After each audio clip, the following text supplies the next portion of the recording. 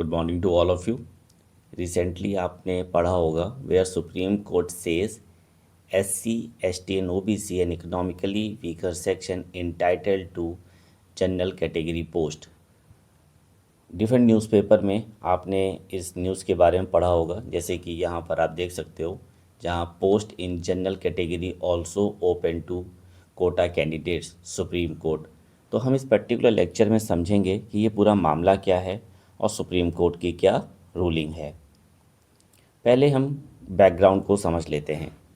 देखो, आपने देखा होगा different public employment and competitive examination में there are the some seats which are reserved for the candidates which are belonging to SC, ST and OBC। लेकिन यहाँ पर बहुत समय से कन्फ्यूजन था और बहुत सारे लिटिगेशंस थे in the regarding the some issues and the matter. जैसे फॉर एग्जांपल कि ये जो रिज़र्व कैटेगरी कैंडिडेट्स हैं, क्या ये जनरल कैटेगरी की सीट्स पे कॉम्पिटिट कर सकते हैं या नहीं कर सकते।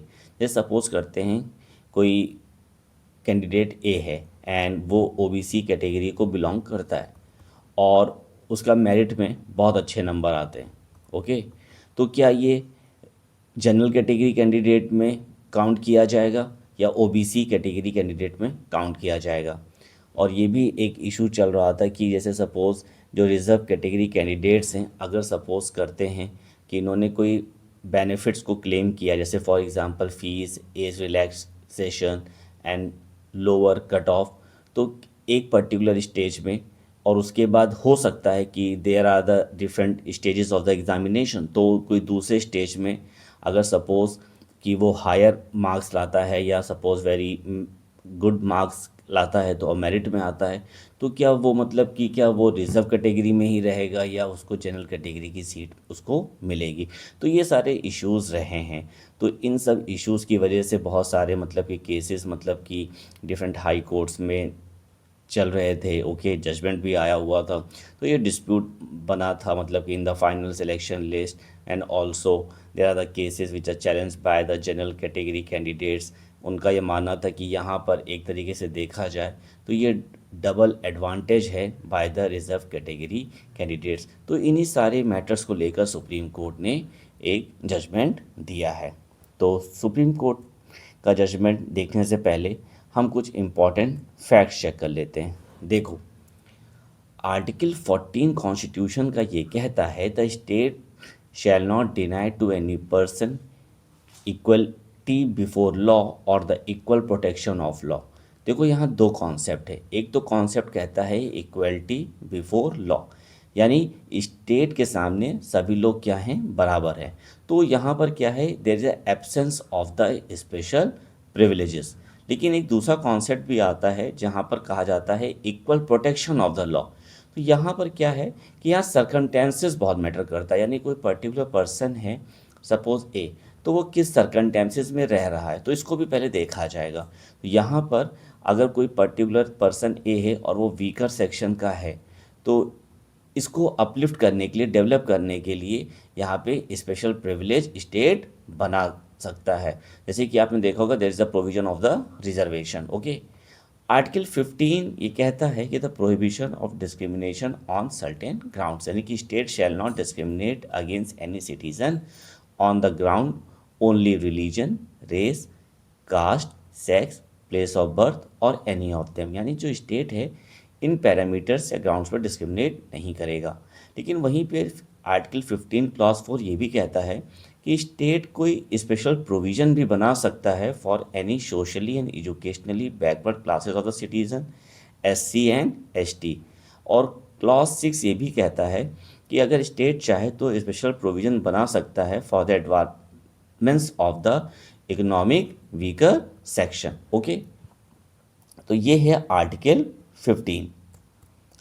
आर्टिकल 16 कहता है equality of opportunity in matter of public employment, यानी कि सबको बराबर का मौका मिलना चाहिए। There shall be equality of opportunity for all citizens in the matter relating to employment and the appointment to any office under state. और यहाँ पे डिस्क्रिमिनेशन नहीं होगा ऑन द ग्राउंड्स जैसे रिलीजन हो गया, रेस हो गया, कास्ट हो गया, sex, descent, place of birth, residence और एनी ऑफ देम। ओके, तो स्टेट जो है डिस्क्रिमिनेट नहीं करेगा। लेकिन साथ में आर्टिकल 16 क्लॉज 4 ये भी कहता है कि स्टेट चाहे तो रिजर्वेशन ऑफ अपॉइंटमेंट और post in favour of any backward classes के लिए भी मतलब कि बना सकता है, ऐसा कोई प्रोविज़न बना सकता है। तभी आपने देखा होगा जॉब्स में, गवर्नमेंट जॉब्स में there is a provision for the reservation. Okay, तो यहाँ पर स्टेट को रोका नहीं जा सकता, स्टेट चाहे तो ऐसा प्रोविज़न बना सकता है। और अगर स्टेट चाहे तो स्पेशल प्रोविज़न बना सकता है for the reservation of the appointment और post in favour of the economically weaker section. Okay, आपने देखा होगा there is also the reservation for the EWS, economically weaker section. तो these are the articles related to the reservation in the constitution। Okay, article 14, 15 and 16। अब देखते हैं supreme court की ruling क्या है। देखो, सुप्रीम कोर्ट ने बहुत साफ शब्दों में ये कहा है कि जो रिजर्व कैटेगरी कैंडिडेट है can compete for the general seat, लेकिन कंडीशन लगाई गई है यहाँ पे। जैसे मान के चलते हैं कोई कैंडिडेट ए है, ओके, और ये रिजर्व कैटेगरी का है। कोई एग्जांपल ले लेते हैं, सपोज OBC है, ओके, तो ये कॉम्पिटिट तो कर सकता है जनरल सीट में, लेकिन एक कंडीशन ये लगाई गई है कि ये मतलब कि कोई बेनिफिट नहीं इसने क्लेम किया होना चाहिए। जैसे फॉर एग्जांपल आपने देखा होगा जब भी कभी कोई किसी भी वैकेंसी का नोटिफिकेशन निकलता है तो यहाँ पर क्या होता है, जो रिजर्व कैटेगरी कैंडिडेट्स होते हैं उनके लिए कुछ बेनिफिट्स होते हैं, जैसे फीस होता है, रिलैक्सेशन होता है, एज रिलैक्सेशन होता है, लोअर कट ऑफ होता है। तो यहाँ पे सुप्रीम कोर्ट ने ये कहा है कि अगर सपोज़ एक कैंडिडेट OBC का है तो ये कॉम्पिटिट तो कर सकता है for the general seat but does not take any reservation benefit, यानी कि रिजर्वेशन बेनिफिट नहीं लेना चाहिए, तो ये कर सकता है। ओके, तो अगर ये क्वालिफाई करता है purely on the general merit then they must be count in a general and open category. यानी कि अगर ए है वो OBC है, OBC कैंडिडेट है, लेकिन उसने कोई भी ऐसा बेनिफिट क्लेम नहीं किया है। और आपने देखा होगा कुछ एग्जामिनेशंस होते हैं जहाँ पे प्रीलिम्स भी होता है, मेंस भी होता है, इंटरव्यू में होता है, तो डिफरेंट स्टेजेस आर देयर। तो किसी भी स्टेज पे अगर जो कैंडिडेट ए है अगर रिजर्वेशन बेनिफिट क्लेम नहीं करता है तो हाँ, तो फिर ये जनरल सीट पर कॉम्पिटिट कर सकता है। तो सुप्रीम कोर्ट ने यहाँ ये भी कहा कि जो जनरल कैटेगरी है ये एक ओपन कैटेगरी है, ये कोई ऐसा नहीं है, it is not for the upper caste only. Okay, तो यहाँ पर जो रिजर्व कैटेगरी की जो कैंडिडेट है तो यहाँ पर भी कॉम्पिटिट कर सकता है। तो यहाँ सुप्रीम कोर्ट ने कहा merit can not be ignored merely because of candidate belong to the reserve category. तो बात सही है, अगर सपोज कैंडिडेट ए है और उसके खूब अच्छे नंबर आते हैं, मेरिट पे नंबर आता है, तो उसको भी मौका मिलना चाहिए। And in that particular case यहाँ सुप्रीम कोर्ट ने कहा कि merit can not be ignored, merit को इग्नोर नहीं किया जा सकता, और ये बहुत इंपॉर्टेंट बात है। सुप्रीम कोर्ट ने साथ में ये भी कहा कि अगर कैंडिडेट ने किसी भी स्टेज पे सपोज रिजर्वेशन का बेनिफिट क्लेम किया हुआ है, ओके, अब ये चाहे एज हो सकता है या फॉर एग्जांपल कट ऑफ हो सकता है, ओके, जो भी पर्टिकुलर बेनिफिट दिया गया है जो रिजर्व कैटेगरी के कैंडिडेट्स हैं, अगर उसने किसी भी स्टेज पर उसको क्लेम किया है तब फिर the candidate can not claim a general merit. Okay, तो ये बहुत इंपॉर्टेंट चीज़ है, तो ये हमें ध्यान रखना है कि अगर रिजर्व कैटेगरी के कैंडिडेट ने किसी भी स्टेज पे अगर सपोज जो रिजर्वेशन का जो बेनिफिट मतलब कि मिलता है, ओके, जो रिजर्व कैटेगरी के कैंडिडेट्स को, तो अगर वो क्लेम किया हुआ है इंटायरली रिक्रूटमेंट प्रोसेस में किसी भी स्टेज पे, तब फिर the candidate can not claim a general merit. अब यहाँ पे सुप्रीम कोर्ट ने ये भी कहा है कि even if there is a final rank is higher than some of the general candidates. देखो अक्सर होता तो नहीं है, लेकिन there are the some examinations are there जहाँ पे क्या होता है जनरल से ज़्यादा कट ऑफ OBC की जाती है कभी कभी। ओके, तो सपोज करते हैं पर्टिकुलर पर्सन ए है और वो OBC कैटेगरी का है, जनरल का मान के चलते फॉर एग्जांपल की कट ऑफ आया है 120 और OBC का कट ऑफ गया है 125। ओके, अब यहाँ पे जो पर्सन ए है, इसने मतलब कि जो रिजर्वेशन का जो बेनिफिट है, मतलब कि जो भी रिलैक्सेशन ऑफ द एज, जैसे फॉर एग्जांपल या कट ऑफ, हो सकता है किसी एक स्टेज में उसने क्लेम किया। तो अब यहाँ पर हो सकता है कि कैंडिडेट के नंबर मतलब कि 120 से ऊपर आ रहे हों, लेकिन 125 के नीचे आ रहे हों, लेकिन तब भी यहाँ पर ये जो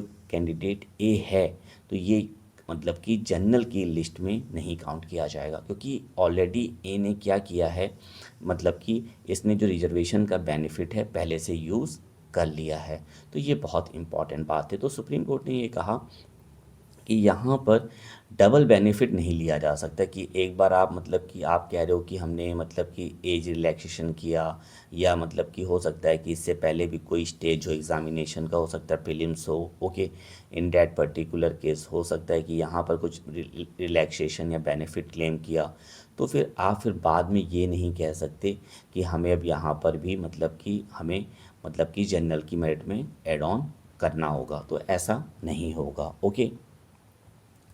तो ये जो सुप्रीम कोर्ट का जो रूलिंग है ये बहुत इम्पॉर्टेंट है। अब यहाँ पर इसका सिग्निफिकेंस देख लेते हैं। इस तरीके से देखा जाए, अब से क्या होगा कि भाई ट्रांसपेरेंसी आ जाएगी सिलेक्शन प्रोसेस में, क्योंकि बहुत बार ये इशू हमेशा बना रहा लोगों के बीच में, ख़ास तौर से मतलब कि यहाँ पे जनरल कैटेगरी के कैंडिडेट्स हैं उनको बहुत मतलब कि इश्यूज रहते थे। इनको हमेशा ये रहता था कि जो रिजर्व कैटेगरी कैंडिडेट्स हैं उनको डबल बेनिफिट मतलब कि मिलता है, तो अब ये भी मतलब कि नहीं होगा, okay. And also clearly identify who use the reservation benefit और नॉट। अब लिटिगेशन भी कम होंगे और बायसनेस भी नहीं होगी। That's be the balance between the merit and the reservation. Results भी डिले नहीं रहेंगे, रिक्रूटमेंट प्रोसेस भी जल्दी होगा, और फाइनली फेयरनेस होगी सिलेक्शन लिस्ट में, ओके। तो होप आपको ये पूरा मामला समझ में आ गया होगा। फिर भी अगर आपको कोई डाउट है तो आप हमें कमेंट बॉक्स में मैसेज कर सकते हो। I will clear your doubt. Thank you to all of you. Have a nice day.